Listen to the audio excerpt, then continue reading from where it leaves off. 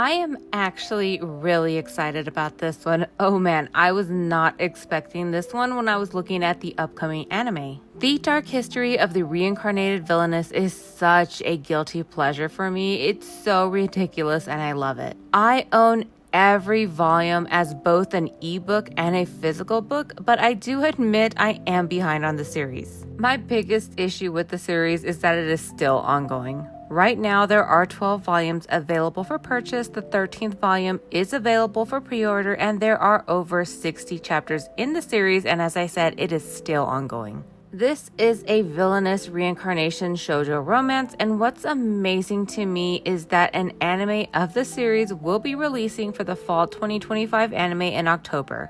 It is just right around the corner. I've really always wanted to talk about this series as I really do like it, but I talk about villainous manga and manhwa a lot already, so I just never got to fit this one in, but with the upcoming anime series, I figured might as well. Do I think that this anime is going to be well received? No, not really. I think this series has an audience and that audience is going to enjoy it, but overall it's just going to be another seasonal anime. Tear Moon Empire I do think is somewhat similar. It's not the same, but it is similar to me, and you really don't hear much about the anime, so that's kind of what I expect with this one too. I love the manga, but it is not a series that is going to appeal to many. It's a villainous reincarnation story, and it's not, but it almost feels like a spoof of a villainous series. It has a lot of tropes and cliches found throughout not only the villainous genre, but also romance in general. This story does not take itself seriously, and I do enjoy that.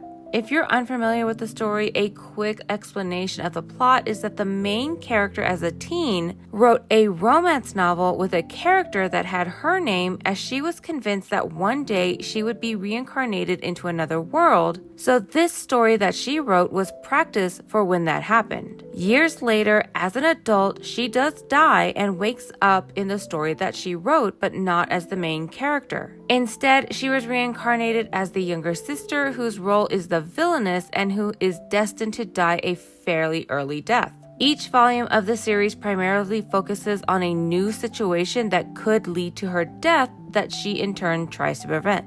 Now, just as I mentioned, as I know some prefer stories without this, as of right now, there is no explicit content or nudity. However, this manga lets you know this character focused a lot on more sexual situations in the story of hers. Her main character is made to be desired by everyone, and almost every situation that she is in, the story's intent was to lead to a more compromising situation for her. The fashion for the characters is also very revealing. Much of the body is exposed. This is not an ecchi, but there are some moments in fighting where the main character is exposed, as the fights were really rough on her. This does happen quite a bit.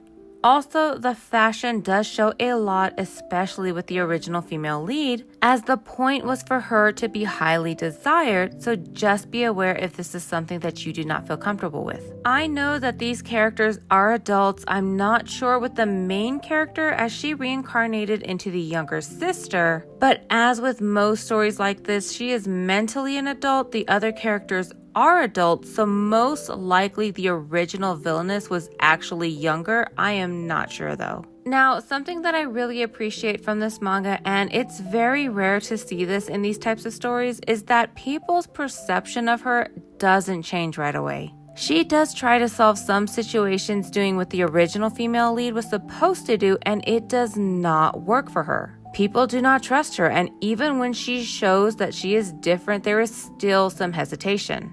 Now, some have changed their opinion of her, but it was a slow process that did take time, and she had to prove herself over and over again. Of course, there's also some typical annoying things this story does that is not unique to this one. It's something that I personally do not enjoy when it's done in any story like this. That is the mentality of thinking that things will still happen even though the main character has changed things. Of course, for her, it is a bit more understandable, as people's opinions are not changing fast when it comes to her. So for the first several volumes, it's not really an issue for me because it did make sense. In the later volumes, the much later chapters, it just felt like this shouldn't have been such a strong concern as it was.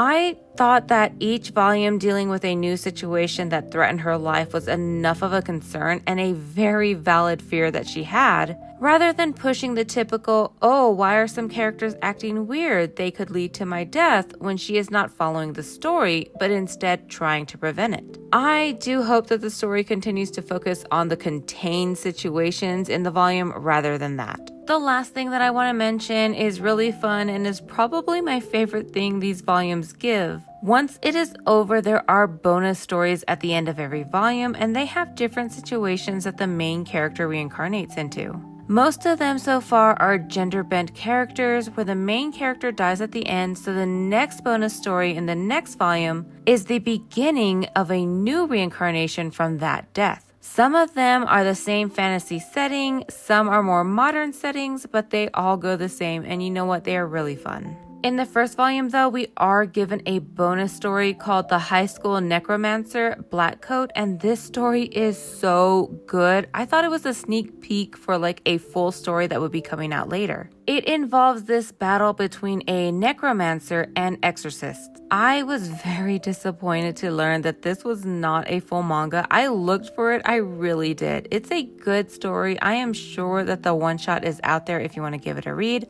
I would absolutely recommend it. Anyway, the dark history of the Reincarnated Villainess anime is set to release for the fall anime this October, and from the looks of it, it will be available on Crunchyroll. The trailer is available if you would like to go and watch it. The last time that I looked, there was no subtitled one, but that could have changed since then. Anyway, thank you for watching this video. Check out the description for links to this model and any images used. Okay, bye.